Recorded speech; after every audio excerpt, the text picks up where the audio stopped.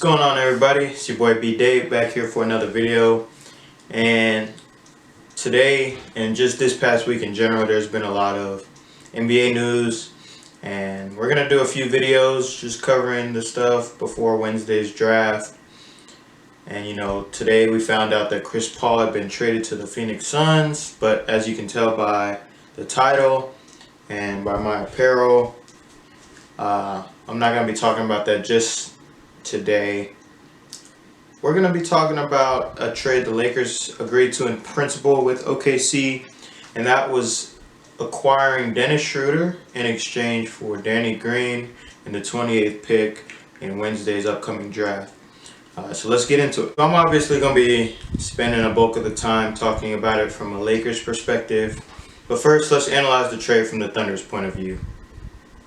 So you're giving up Dennis Schroder, who could have very well been the sixth man of the year last season. He finished top 3 in the voting. And what do you get back in exchange? You get back a first-round pick, which from now until 2027's draft, the Thunder have 17 first-round picks, which is absolutely insane. And then you get back Danny Green. While most people might look at that as a negative asset, he is in the last year of his contract, and that is $15 million worth of an expiring contract, as they call it in the league, that actually is viewed as a positive asset. You can flip him and put him in another trade. You can give him to a contender who's desperate for perimeter shooting. A team like the Sixers or the Bucks come to mind. You trade him across conference, you get back a young player, or maybe another pick. You know what I mean? Sam Presti is great about getting picks. And I think Danny Green has a little bit more value despite the perception about him right now, just because he still can shoot very well. He had a bad season, a bad playoffs, and it was magnified in LA, but he's still a very solid role player who can do a job for you. The thing I really like the most about it from OKC's point of view is you get rid of a guy who might steal you a few wins. You offload Chris Paul to the Suns, as I talked about, and I'll be covering in another video. Dennis Schroder, you trade him away because, as good as Chris Paul was in the clutch, Schroder was very, very good as well, and he might steal you a few games if he's still on your roster.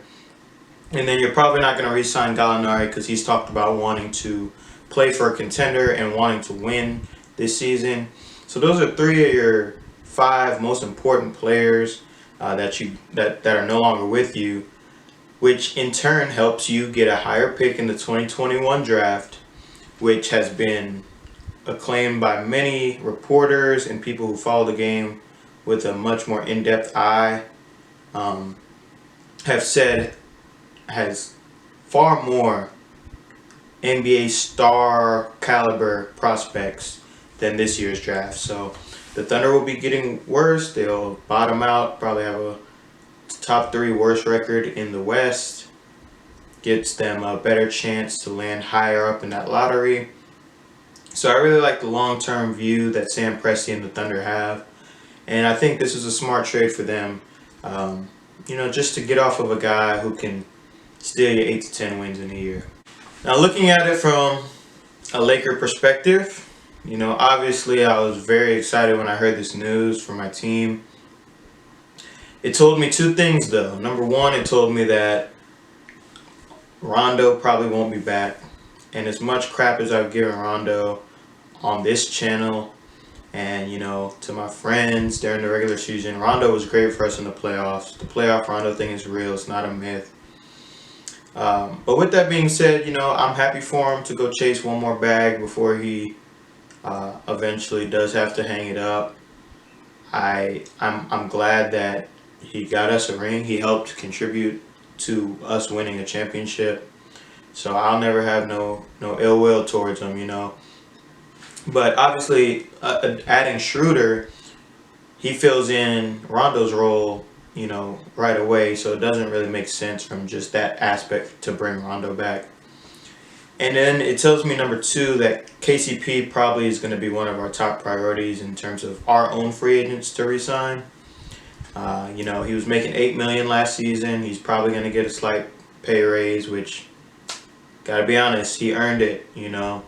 He was probably our third best player throughout the entire course of the playoff run.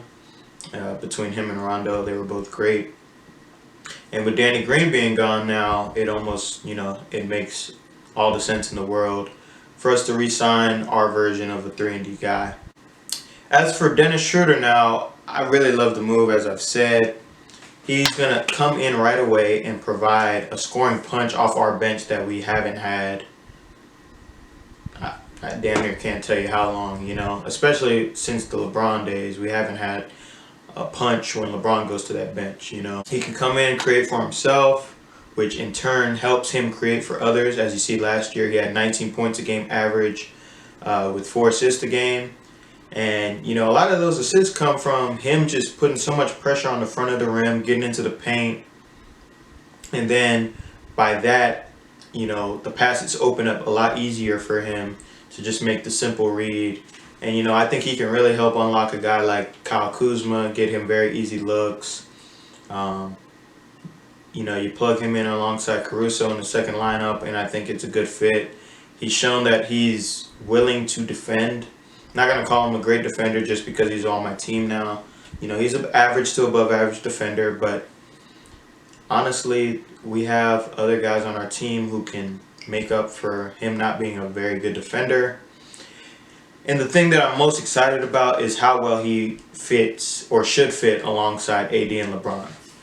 Because one thing when you're a team with the star or the 2 stars, you want to find guys who fit well. If that means sacrificing a little bit of talent in exchange for a better fit, I think that's the way to go in today's NBA. And he shot 41% on spot-up threes last season, which is literally the recipe to stay on the court when LeBron James is on your team. You couple that with him and AD in their pick and rolls, that's just one more guy you can't help off of. And instead of those lanes being packed like they were this playoffs, you have at least one more reliable shooter out there that they can't help off of. One more creator out there when LeBron's on the court to get LeBron in the post and off ball a little more. I really like the fit. He fits well with LeBron on the court. He fits well with LeBron off the court. And I just think it's that scoring punch, like I said, that we need to have an edge for this regular season and more importantly in the playoffs, in trying to defend our title. But you guys let me know what you think. Am I overvaluing Schroder as a player? Do you think OKC got enough back in return for a guy who finished top 3 in 6th Man of the Year voting? Do you guys think the Lakers should still be the favorite, depending on what happens? This is all to be determined. I'll be dropping a few more NBA videos covering some of the moves and the rumors, and I definitely will be dropping a draft video probably tomorrow, giving you guys something to expect when you hear these guys' names called, what you can expect from them as players, and where they would fit most likely. Thank you guys so much for watching this video, and I'll see you in the next one.